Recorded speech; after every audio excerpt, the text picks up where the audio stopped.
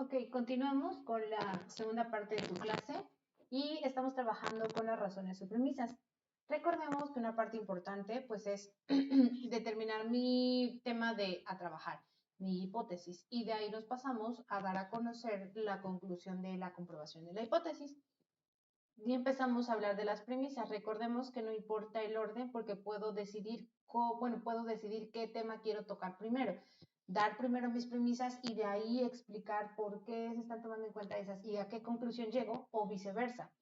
Puedo tomar en cuenta primero la conclusión y de ahí irme a las premisas. Razones o premisas. Las premisas son afirmaciones mediante las cuales se ofrecen razones para defender nuestro punto de vista. Ok, esas son las razones con las que yo defiendo mi punto de vista. Después nos vamos a la conclusión. La conclusión es la afirmación a favor de la cual estamos dando razones. A esta conclusión también le podemos llamar tesis.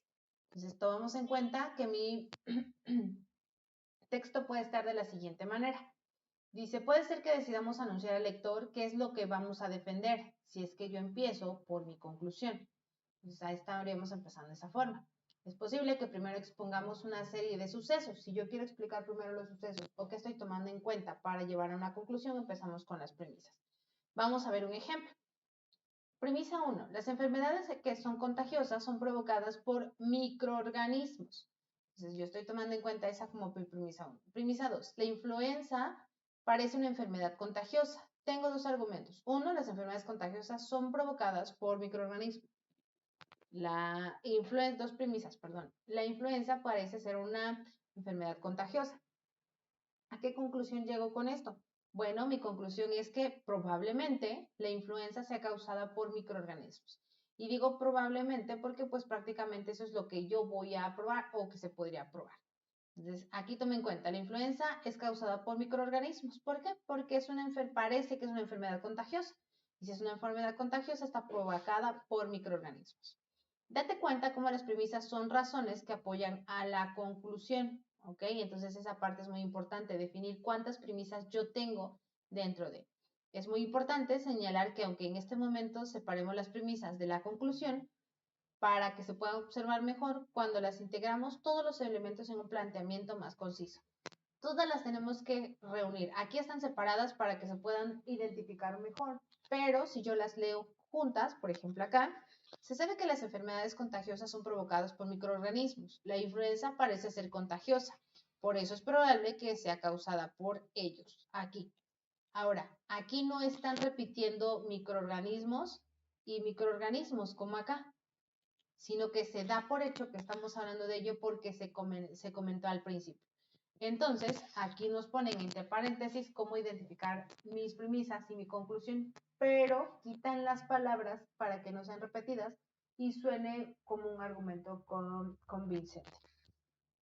Otro punto a destacar es que ya te mencionamos, es que es posible encontrar primero las premisas y luego la conclusión, como el ejemplo anterior, primero se dieron a conocer esas. La otra, pues es empezar a viceversa, por ejemplo. Es evidente que la televisión influye en el relajamiento moral que vive nuestra sociedad. Esa es mi conclusión, mi premisa, perdón.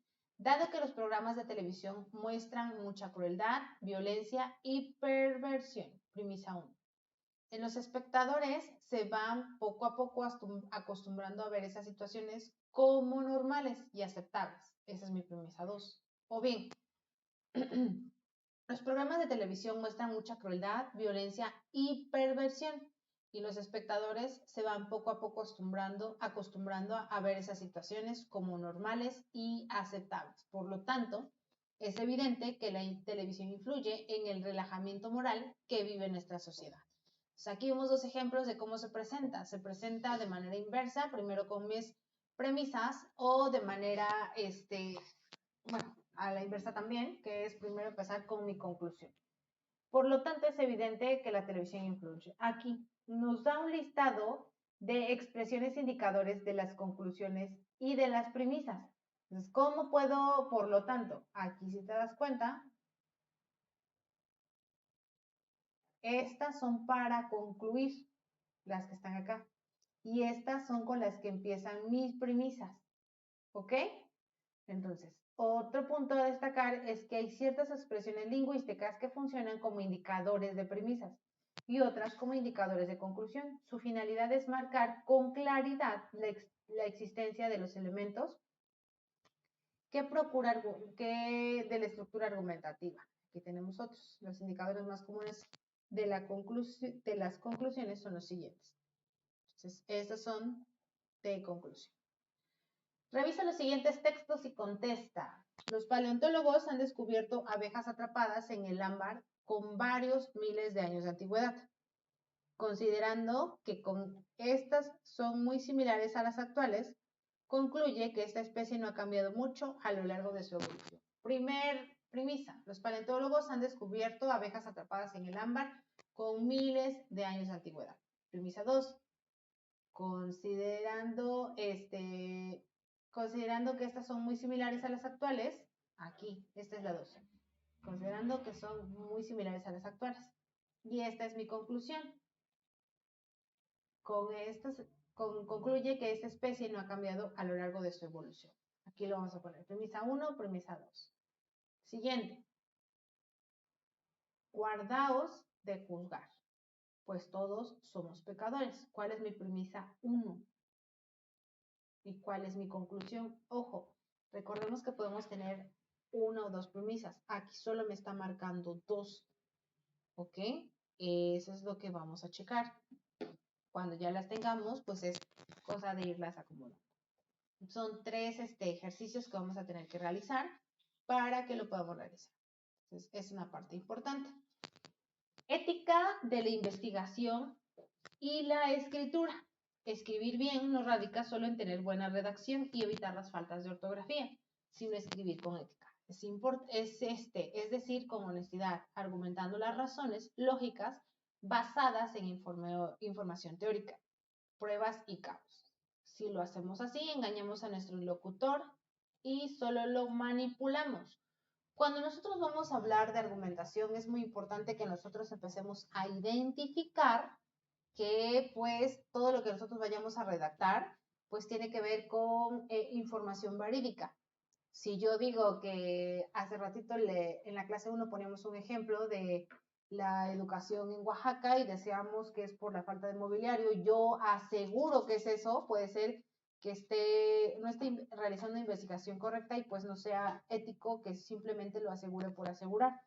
Entonces tendríamos que buscar información correcta para no prestarse a la manipulación.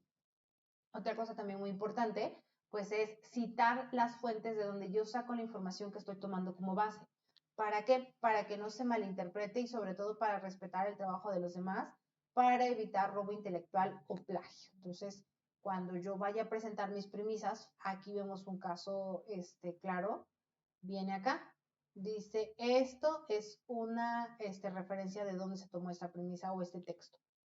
Esa es una parte importante que nosotros debemos de considerar al momento de plasmar nuestras propias premisas y conclusiones. Entonces, con esta actividad de identificar premisas y conclusiones, que estas sí necesitamos que las realices, y para tu portafolio de evidencia, con esto vamos a quedar hasta aquí en la clase número 2 de tu módulo 13. Nos vemos en la próxima clase.